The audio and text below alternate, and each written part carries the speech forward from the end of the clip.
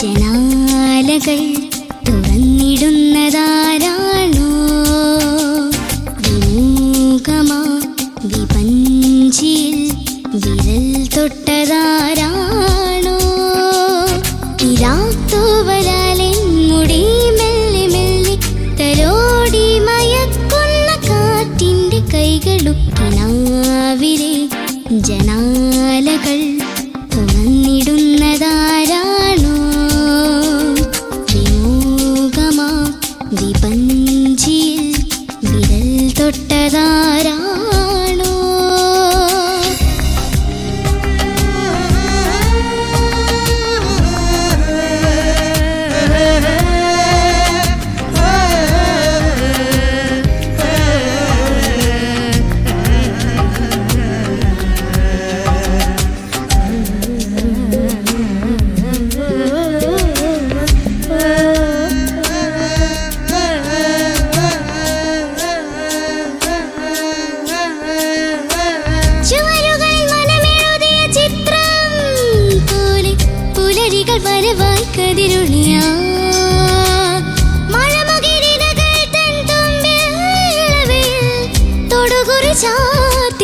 പുടവകളണിയുകയായി നീലക്കണ്ണിന്റെ കണ്ണാടിയിൽ നോക്കി മതിവരവോളം പൊൻപീലിപ്പൂ ചൂടും ഞാൻ രാവിലെ നീലാവിനി ഇന്നെണ്ണച്ചായം മുക്കി വർണ്ണങ്ങൾ ചേർക്കുമോ? കിനാവിലെ ജനാലകൾ തുറന്നിടുന്നതാരാണോ? വിമുഖമാ വിപഞ്ചിയിൽ വിരൽ തൊട്ടതാരാണോ?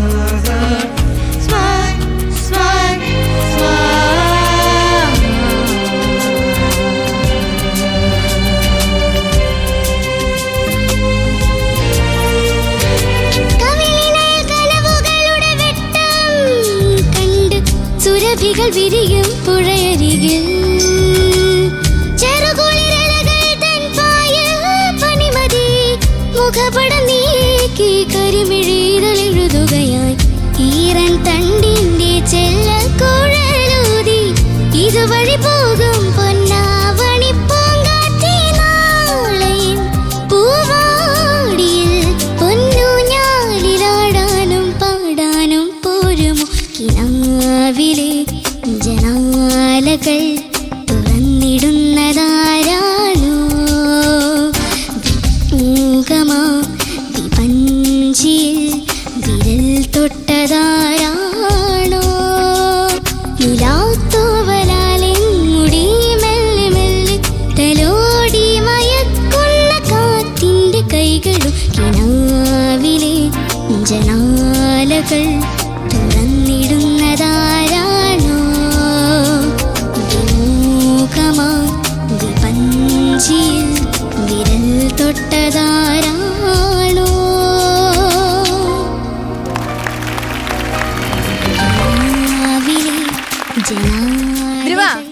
നല്ല സോങ് സെലക്ഷൻ ആയിരുന്നു. Thank you Sarath sir.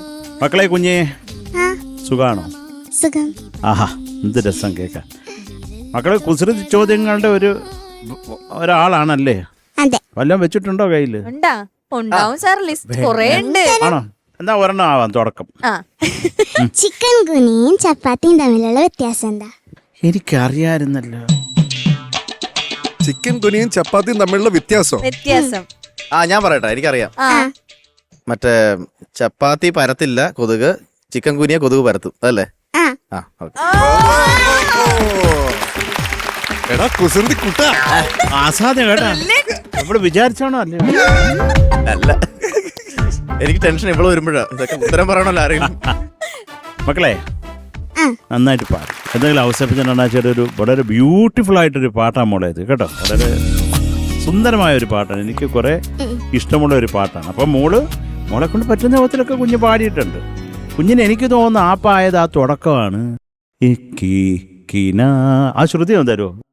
ചുമ്മാ ഇരിക്കുകയാണെങ്കിൽ, ഫ്രീ ആണെങ്കിൽ. അത് കേൾക്കാൻ വയ്യ. ഒന്ന് ആ കീബോർഡ് ഒന്ന് കീ കീ കീ കീന കീ ആ കുഞ്ഞിന് അത് ഇല്ല, ഇല്ലാത്തപ്പോൾ കീനാവില്ലെന്ന്. അത് കുഴപ്പമില്ല മോളെ. അത് ഇപ്പൊ ഈ കുഞ്ഞല്ലേ നീ. ഇപ്പൊ എത്ര വയസ്സായി? 2.5 3? 10 വയസ്സ്. 10 വയസ്സായി. മുതിർന്ന സ്ത്രീയാണപ്പോ.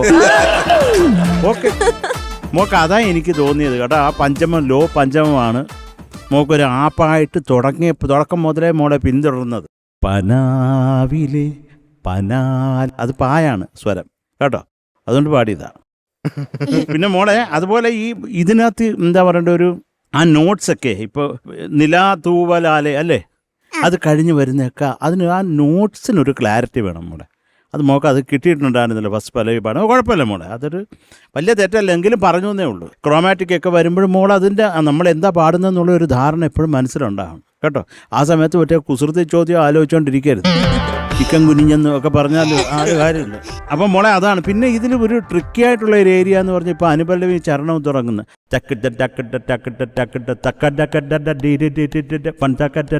ഒന്ന് തള്ളിയാണ്. എന്നാൽ രണ്ടാമത്തെ അല്ലേ, അപ്പം അത് നോക്കി നിൽക്കണ്ടേ. ആ സമയത്ത് മോള് ഒരു അക്ഷരം ലേറ്റായി പോയി കഴിഞ്ഞാൽ തീർന്ന പരിപാടി. അത് എവിടെയും കൊണ്ട് കൊള്ളിക്കാനും പറ്റത്തില്ല. എന്തു പറ്റി?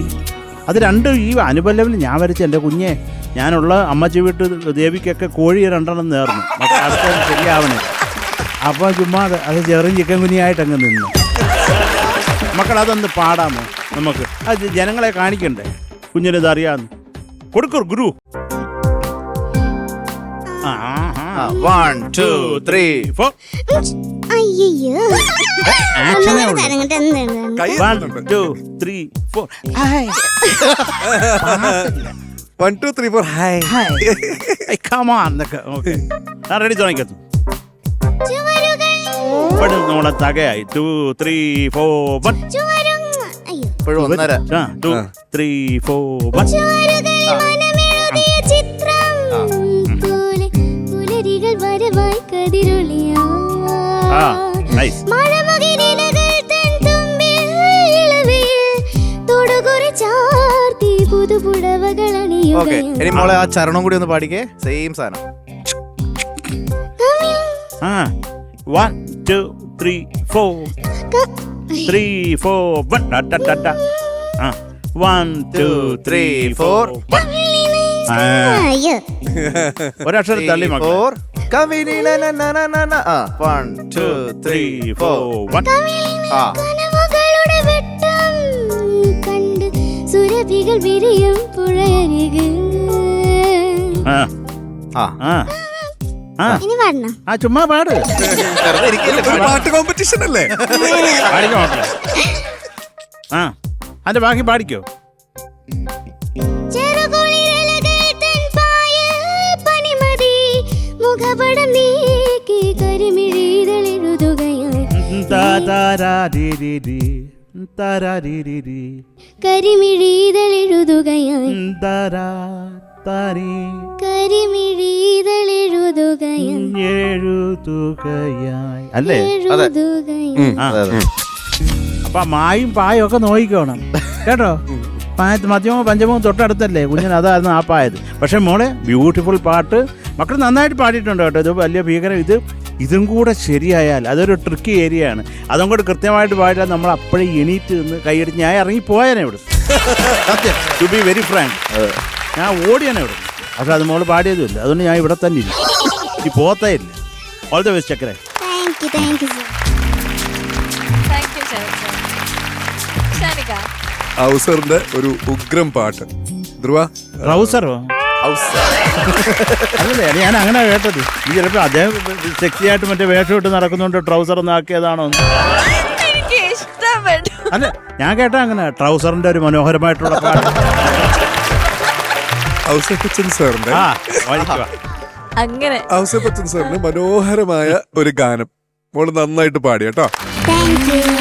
ഒന്ന്, മോളുടെ ശബ്ദത്തിന് വളരെ ആപ്റ്റ് ആയിട്ടുള്ള സോങ് സെലക്ഷൻ ആയിരുന്നു. തൊണ്ട ഡ്രൈ ആയ മോളുടെ കുറെ ഭാഗങ്ങളൊക്കെ സാധാരണ ധ്രുവയിൽ കാണാത്ത പ്രശ്നങ്ങളാണ് ഇന്ന് നമ്മൾ കണ്ടത്.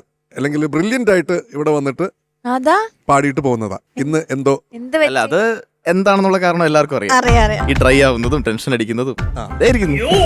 ഞാനാണോ മോളെ തുറന്നു പറയൂ, ജനങ്ങൾ മനസ്സിലായി ഞാനാണോ അതിന്റെ കാര്യം? എന്തായിരുന്നു മക്കളുടെ തുപ്പല് പറ്റിപ്പോയതിന്റെ കാരണക്കാരൻ ഞാനാണോ? ഫ്ലോറിലോട്ട് കയറുന്ന മുമ്പ് വെള്ളം കുടിക്കാൻ മറന്നു. അല്ല അതാണ്, എന്നാലും അല്ല, അതാണ്. സത്യസന്ധമായിട്ട് പറ മോളെ. അതായത് ശരത് സാറിന് അല്ല, ഒരു പേടിയുണ്ടായിരുന്നു? നേരത്തെ കണ്ടാണോ? അല്ലല്ലോ. അല്ലല്ലേ, ഓക്കേ. ആകെ ഉള്ള ധൈര്യം ഞാൻ ഇവിടെ ഇരുന്നത് അല്ല മക്കളെ. പിന്നല്ല.